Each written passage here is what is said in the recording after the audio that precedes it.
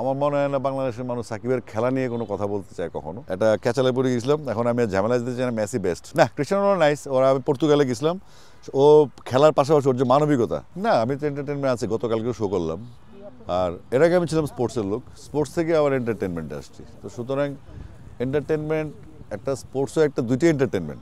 তো সেক্ষেত্রে আমি এনজয় করছি, বাট এটা ব্যস্ততা বেড়ে গেছে। এটাই সেটা হচ্ছে প্রথমত আমার প্রোগ্রামগুলি যেগুলো কনসার্ট থাকে সেগুলো অনেক আগে থেকে নির্ধারিত থাকে।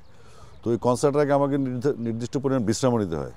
তারপর আবার রেকর্ডিং থাকে, রেকর্ডিংয়ের আগে আমাকে নির্দিষ্ট পরিমাণ বিশ্রাম নিতে হয়। তো ওগুলো আমি চক আউট করে ফেলছি। মোটামুটি 7 থেকে 8 দিন থাকে আমার গানের কাজ, বাকি সময়টা আমি ক্রিকেটে দিচ্ছি। না, আমরা তো যে উত্তরবঙ্গ ভিজিট করে আসছি এবং তাদের জন্য যে যে ফ্যাসিলিটিস প্রয়োজন, কারণ ওখানকার মানুষের আর্থিক অবস্থা ভালো না। ওখানকার স্টেডিয়ামগুলোতে অনেকদিন ধরে খেলাধুলা হয় না, ইনফ্রাস্ট্রাকচার নাই, কোনো কিছুই নেই। বলো না, এটা ভালো বল নেই, ভালো কোচ নেই, ভালো মাঠ নেই। তো সেগুলো আমরা ইমপ্রুভ করার চেষ্টা করছি, যে এনএসসির তরফ থেকে জেলা প্রশাসন যেটা করছে, আর বিসিবি থেকে যে সাপোর্টটা দেওয়া দরকার সেটা আমরা দিচ্ছি। সাকিব আল হাসান নিঃসন্দেহে আমার প্রিয় প্লেয়ার সবসময়। 2006 সাল থেকে আমি যখন আপনি ইন্টারভিউগুলো খেয়াল করলে বুঝবেন, আমার দেশের প্রিয় প্লেয়ারকে পৃথিবীতে ক্রিকেটার সাকিব আল হাসান। সাকিব আল হাসান আসার পর থেকে আমার কোনো ক্রিকেটার প্রিয় ছিল না, আর হয় নাই।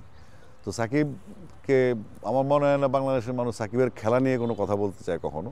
কিন্তু সাকিবের অন্যান্য ইস্যুতে আমি আগ্রহী না, কারণ সাকিব যখন বাংলাদেশে খেলেছে, আবার যদি কখনো ফেরত আসে ভালোই লাগবে, আমার কাছে খারাপ লাগবে না।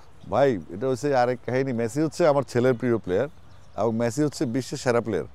এই মাঝখানে আমি দুষ্টামি করতে গিয়ে আর্জেন্টাইন দর্শকদের একটা ক্যাচালে পড়ে গেছিলাম, এখন আমি ঝামেলা দিতে চাই না। মেসি বেস্ট, কোনো সুযোগ নেই। না, ক্রিস্টিয়ানো রোনাল্ডো নাইস। ওরা আমি পর্তুগালে গেছিলাম, ও খেলার পাশাপাশি ওর যে মানবিকতা, এই যে করোনাকালীন সময় তার যে মোটেলগুলো CR7, এই প্রত্যেকটা মোটেল সে করোনা আক্রান্তের জন্য ফ্রি দিয়ে দিছে, সেখানকে ম্যানেজমেন্টও করছে।